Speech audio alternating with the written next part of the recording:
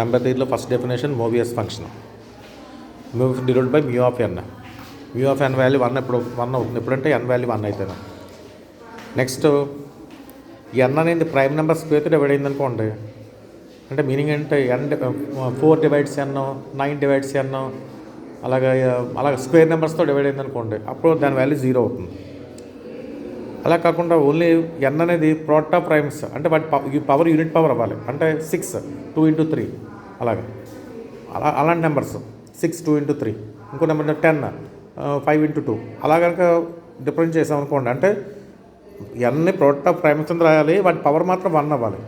అంటే P1 into P2 into and so on PK రాస్తే n product of k number of primes కింద రాసాం కాబట్టి దాని mu of n value -1/k అవుతుంది. పవర్స్ కౌంట్ చేయాలి. ఓకే, దాని ఎగ్జాంపుల్ కూడా ఇచ్చాను చూడండి. n1 అయితే మ్యూ ఆఫ్ 1 వాల్యూ 1, 2 అయితే ఒకటే ప్రైమ్ నెంబర్ -1/1 కాబట్టి -1, 3 ఒకటే ప్రైమ్ నెంబర్ -1/1 కాబట్టి -1. నెక్స్ట్ 4 4ని 2 స్క్వేర్తో డివైడ్ అవుతుంది కాబట్టి 0, 5 -1/1, 6 2 ప్రైమ్స్ ఉన్నాయి -1/2, 7 ఒకటే prime number -1/n, 8 2 cube 0, next 9 3 square 0. Okay, అలా ఫస్ట్ డెఫినేషన్. నెక్స్ట్ నోట్ చూడండి. Sigma D divides N mu of d, అంటే డి డివైడ్స్ ఎన్ అంటే ఇక్కడ d is a divisor of n. అప్పుడు ఎలా క్యాలిక్యులేట్ చేయాలి? Mu of D1 mu of D2 plus and so on mu of d k calculate చేయాలి. అంటే where D1 D2 and so on d k are devices of N అయితే. అంటే suppose D divides 15, D divide 15 తీసుకున్నాను. 15 divides ఏం వస్తాయి? 1 3 5 15 it self వస్తాయి. కాబట్టి mu of 1 plus mu of 3 plus mu of 5 plus mu of 15 రాయాలి. Next integer part of X అంటాం, box X. దాన్ని ఎలా డిఫైన్ చేస్తాం? సపోజ్ ఇంటిజర్ పార్ట్ ఆఫ్ 10.6 అనుకోండి, 10 అని డిఫైన్ చేయాలి.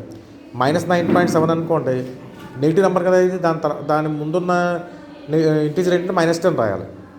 మైనస్ ఉంటే ఇక్కడ 1 యాడ్ అవుతుంది, అర్థమవుతుందా? ఇక్కడైతే 6.5 అన్నాం అనుకోండి, 6 నోట్ చేయాలి ఇంటిజర్ పార్ట్. -6.5 అంటే 7 నోట్ చేయాలి. Next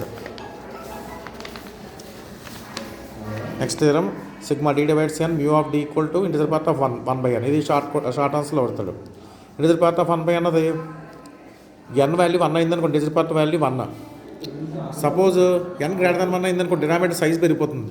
denominator size పెరిగిపోతే fraction value దేని నేరుగా వస్తుంది? 0 నేరుగా వస్తుంది. అప్పుడు ఇంటిజర్ పార్ట్ 0 అవుతుంది. దీన్ని ప్రూవ్ చేయాలి మనం. ఫస్ట్ n వాల్యూ 1 అయితే sigma D divides 1 mu of d. D divides 1, 1కి ఒకటే divisor 1 itself. Mu of 1 value 1. n greater than 1 తీసుకోండి, అంటే n కాంపోజిట్ నెంబర్. ప్రతి composite number product of primes కింద రాయొచ్చు. P1 power A1, P2 power A2 పెన్సాన్ p k power A అని రాస్తాం. అంటే sigma D divides mu of డిలో డివైస్ అంటే ఏమొస్తాయి? ఇక్కడ ఫస్ట్ దీని న్యాచురల్ నెంబర్కి 1 డివైజర్ ఎన్కి, అది రాయాలి. Next P1 divisor, P2 divisor, P3 divisor, p k divisor అదొకటి, plus P1 P2 divisor, P2 P3 divisor, అలాగే P1 పీకే డివైజర్, అలాగే P2 P3. అంటే P1తో ఫస్ట్ స్టార్టింగ్, P2 స్టార్టింగ్, అలా పీకేతో స్టార్టింగ్ రాస్తాం, అదొకటి. నెక్స్ట్ 3 ప్రైమ్ నెంబర్స్తో డివైజెస్ రాయొచ్చు.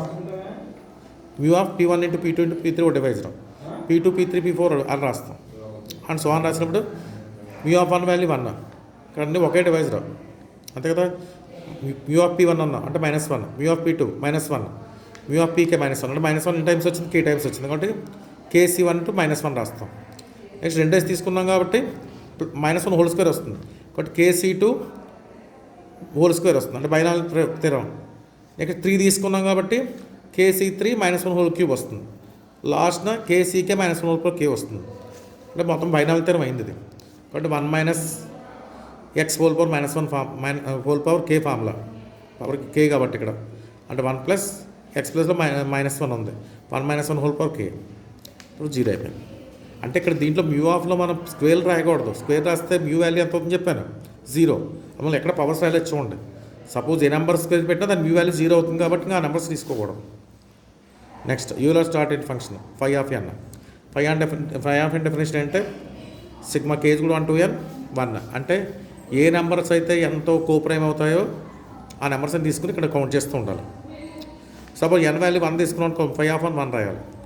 n వాల్యూ 2 తీసుకున్నాం అనుకోండి, 2తో కోప్రైమ్ నెంబర్ 1 ఉంటాయి అని రాస్తాం. 3 తీసుకున్నాం అనుకోండి, 3తో కోప్రైమ్ నెంబర్స్ ఏమొస్తాయి? ప్రైమ్ అయ్యే నెంబర్స్ అంటే రిలేటివ్ జీసీడీ 1 అయ్యే నెంబర్స్ 3తో జీసీడీ 1 అయ్యే నెంబర్స్ 1 2 వస్తాయి 2 కాబట్టి 2 రాయాలి ఇక్కడ. 4 అంటే జీసీడీ 1 నెంబర్స్ 1కి 4కి జీసీడీ 1, 3కి 4కి జీసీడీ 1 కాబట్టి 2 రాయాలి. పై ఆఫ్ ఎన్ వాల్యూ.